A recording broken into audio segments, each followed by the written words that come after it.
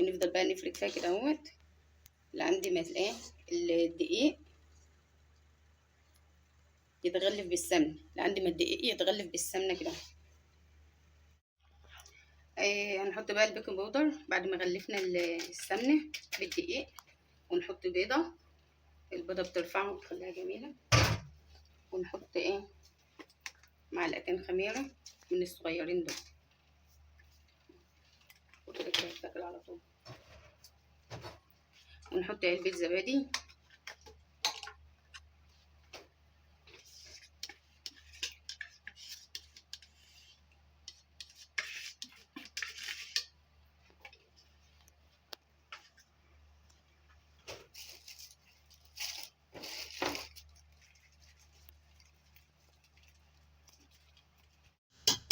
وشعرة فانيليا ماشي عشان البيض. وانا حاطه شعرة ملح. وهنحط اللبن نعجن بيه. دي الشكل النهائي للعجينه اهيت. شو طريه ازاي وجميله. بنحط بقى العجوه كده ماشي. عايزه تعمليها ساده، عايزه تعمليها بعجوه باي حشو بجبنه حتى بتبقى جميله. وبتسيبيها كده اهوت وعم تريح، وبعد كده بتقومي حطاها في الصينيه ولعند ما تخمر، وهي تخمر على طول لان الجو حار.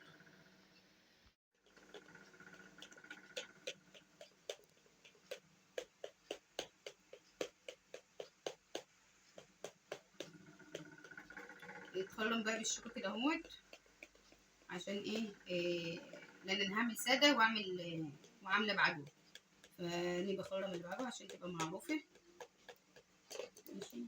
هي باينه يعني بس بدي شكل ده.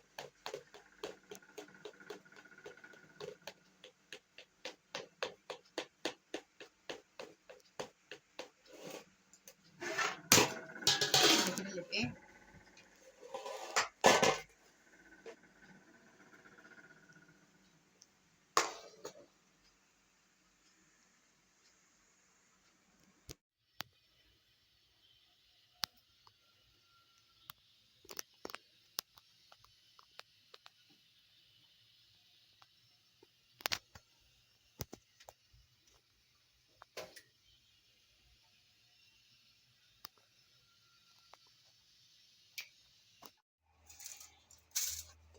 عملنا القرصتين هما ما خدوش في ايدينا حاجه ماشي.